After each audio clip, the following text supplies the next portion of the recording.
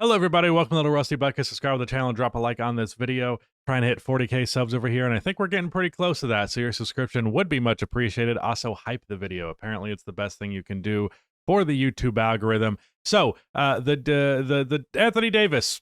I have the Detroit Pistons on my screen, so I immediately went, oh, the Detroit Pistons.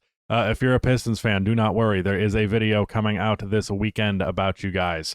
But the Anthony Davis situation, obviously Nico Harrison just got fired, and pretty much everyone is expecting that the Mavericks are going to blow up this roster and build around Cooper Flagg.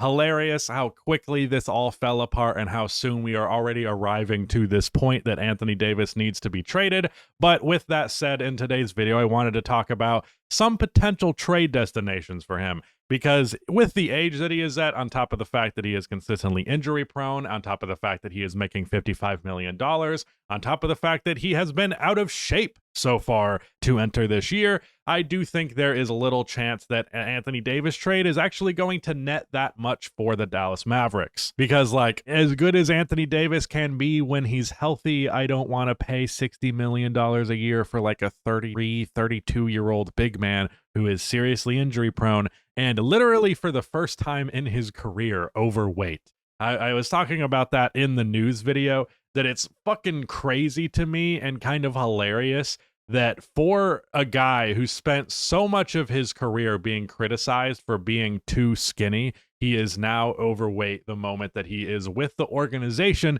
that traded for him because the other guy was overweight. That's just fucking hilarious. But with that said, let's go over. I'm not going to get into specific packages, at least not into the nitty gritty of the details, but we're just going to go through every team in the league.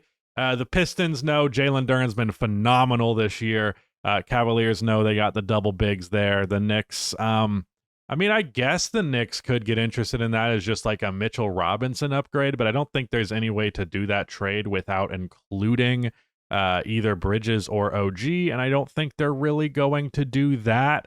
The Philadelphia 76ers, no, they still are going to hold on to Embiid for now. They're not going to, and if they're going to replace Embiid, they're not going to be like, ooh, what if we got a different over 30-year-old injury-prone big man? The Atlanta Hawks, I could maybe see them going for that just because Kristaps Porzingis is weirdly more injury prone than Anthony Davis, but I'm going to go with no on there. With Khalil Ware and Bam in Miami, I do not think that's going to happen. Bam has been really good this year. The Bucks, I really think they're more happy with Miles Turner as a floor spacer than the idea of an offense ran by AD and Giannis. That would just be way, way, way too jammed up. Like the spacing would be fucking awful. So that's not it.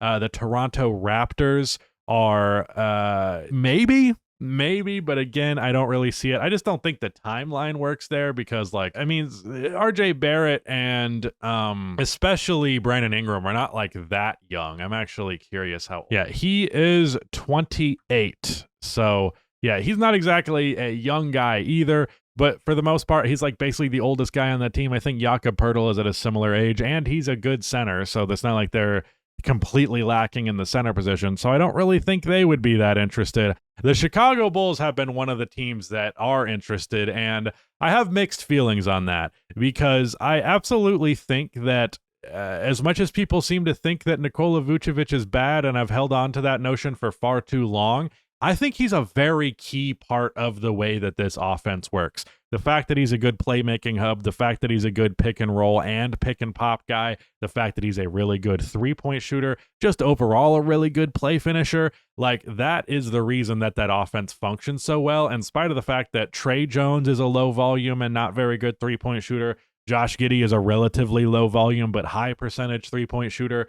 And they've got a couple of they've got like Dalen Terry who will go out there who's not a very good shooter. My boy Modest Buzelis is still kind of an inconsistent three-point shooter, still one that the defense doesn't respect from outside all that much. So like I don't know if getting Anthony Davis in there, I think the spacing will just get even worse. You'd probably also have to trade. I mean, I'd probably be a draft pick at the bare minimum. Vucevic plus Kobe White plus a first, maybe 2 first-round picks with like a protection on the other one. Whatever it may be, I just don't I don't really think it makes a lot of sense for the Bulls. Obviously, Anthony Davis can do far more as a one-on-one scorer than Vucevic can. And like the idea of an AD Josh Giddey pick and roll is interesting at the very least.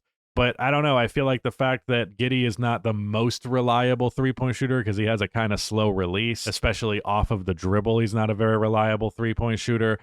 Teams are just going to go under, and like, yeah, he might hit that shot enough to where it's respectable, but I just don't know that it would be that good of offense. Like, it'd make the Bulls better defensively, but the Bulls have also been pretty good defensively thus far. Like, I don't know. It just doesn't seem like the right time to cash in on like some major trade. The Bulls timeline right now is young. Josh Giddey is 24. Buzelis is like 21, 22. Kobe White isn't even that old yet. Ayo Dosunmu is like 26. Like, this is a team that could play together for like another 8 years. So Vucevic won't be there for that. And like I said, I do think he's a very key part of that team. So, there's that loss is around the corner regardless. But I just don't think the AD trade is the move because it just doesn't really fit the timeline. I think it breaks up the way their offense works. Would they get better? Probably. Obviously, Anthony Davis is better than Vucevic. I don't know. I'd rather just not give up draft capital and potentially a pretty good player in Kobe White and just not do that personally. The Orlando Magic are actually a team that is interesting to me for this. The problem is they would have to trade Jalen Suggs. There's really no other way around that. And they don't have their own draft pick. So, like, you could use Suggs as the centerpiece, as a young defensive guard who would pair well with Cooper Flagg. And I've thought of John Isaac as well to fill in the salary there. And then in my mind, I was like, either Jet Howard or Tristan da Silva. It depends how much the Mavericks are like fighting about it, because like da Silva has been really, really good in his sophomore year, and Jet Howard thus far in his career hasn't done dick nor balls. So I don't know if he's really going to be much of anything. So maybe the Mavericks are like, nah, you got to give us da Silva as well. I feel like that would be edging on too much, but this team is defensively oriented without having a particularly good defensive big man. So if they have that, if they have AD there, the offense will continue to be but it will be better, I think, just because they'll have a big man who demands more attention. It gets more space available for Paolo and Franz, even if, yes, technically AD isn't a very good floor spacer. He does get attention from the defense, which pulls attention away from them. So I could maybe see that, but I don't think really. The Celtics, I think the Celtics could maybe be interested in something like this. However, not this year. I don't know that the Celtics, that's a very compete right now move. And I think if the Celtics are smart, they will intentionally lose this year and get a high draft pick. Thus far, they haven't done that. You see here, they're 6 and 7. So, I mean, oh, fuck. No, I said it. The comment section. I don't know that it makes sense for them on the timeline they're on right now, but maybe since they're trying to be competitive, they would do it. You can keep Jaylen Brown in the process and just do Anthony Simons, who makes about 30. And then I think there are a couple of different guys on this team who make about 10. So you could get the salary there, and they have their future draft capital to trade. The Charlotte Hornets would be interesting, but I'm going to use the same logic with the Bulls, where I'm like, this team's on just too young of a timeline that really doesn't really make that much sense. All of these teams are fucking terrible, so there's no reason why they would do that. Damn, dude, the Eastern Conference is so ass. There are 3 teams that still only have 1 win. Even the Pelicans have 2 wins, bro. The Thunder obviously no. The Nuggets obviously no. The Spurs, nah. I have always liked the idea of just putting another rim protector next to Wemby and then just being like, fuck you. There's nothing you can do about this. I did a Spurs series forever ago on a My League with Wemby, where I did like I don't remember who the player was, but it was some big who I think didn't actually end up being that good, but it was a guy who was a like 7'4", very good rim protector, and like also a good passer and a capable shooter. And I just put him next to Wemby. And it was so funny because teams just literally couldn't score in the paint against them ever. So that idea is cute to me. That said, I don't think that the Spurs should be wrapping up that much money in him, because they'd have to trade basically everybody besides for Fox and Wemby, and you'd probably even have to include either Castle or Harper in that trade, and I'm just not really trying to do that. So, nah.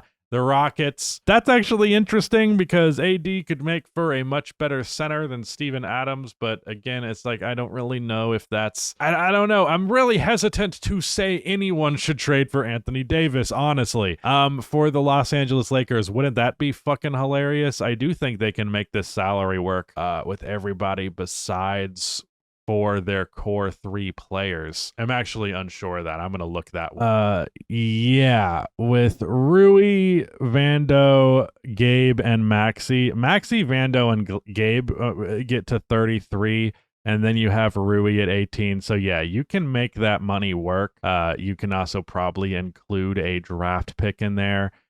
So yeah, that works. It also gets you off of Vando's contract, but good Lord, the Lakers have a lot of money coming off of the books. They have $90 million coming off of the books. I wonder if they'll get anybody interesting this off. But yeah, the Lakers technically could make the salary work. Wouldn't that be something? I'm willing to bet they probably don't do that.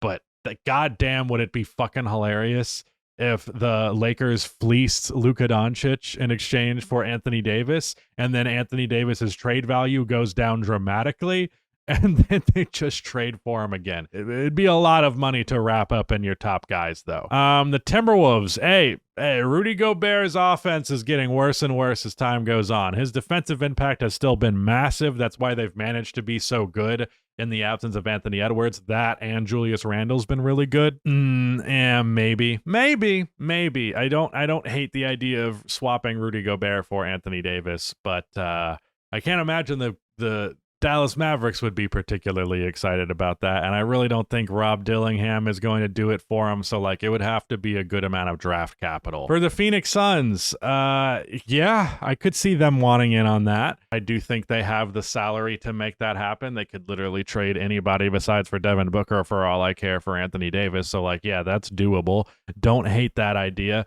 Trailblazers, nah, they have an interesting center rotation. I don't think they're trying to mess with that right now.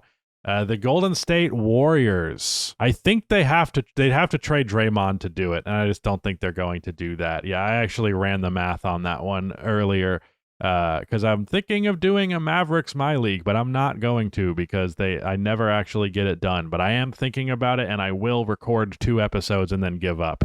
Utah Jazz, not the time. Grizzlies, not the time. Clippers, not the time. Yeah, basically everybody else. Not really the time, although I could see the Sacramento Kings doing it because they're the Sacramento Kings. So yeah, if I have to pick an ideal trade destination for Anthony Davis, I guess I would go... Honestly, don't hate Boston. I don't hate Orlando. Minnesota is cool. The Lakers would be very funny. The Suns I like quite a bit. And the Rockets. I know that one's weird. That one's out there for sure. Yeah, so yeah, if you do Fred VanVleet's money plus Steven Adams and Reed Shepherd, yeah, that's 25 plus 25. That gets you to 50. I don't know. That could be interesting. Injury prone factor. Here's the thing. Because of the Anthony Day-to-Day Davis of it all, I'm quite confident that damn near every comment on this video for teams that I suggest would be a good idea are like, fuck that, I don't want that. I get that. So apologies if I'm suggesting that your team should trade for Anthony Davis, but I actually do not hate the Rockets as an answer there because they can still keep doing their double big thing, but like extra supercharged. Like their defense would be all the better for this. And I don't know. I don't hate that idea. So I guess Houston, Minnesota, and Orlando are the 3 teams that I like the most. I kind of don't hate the idea of Boston. But yeah, Phoenix, Minnesota, and Houston. That's my top 3. Phoenix, Minnesota, and Boston. There you go. All right. That is it. Thank you so much for watching.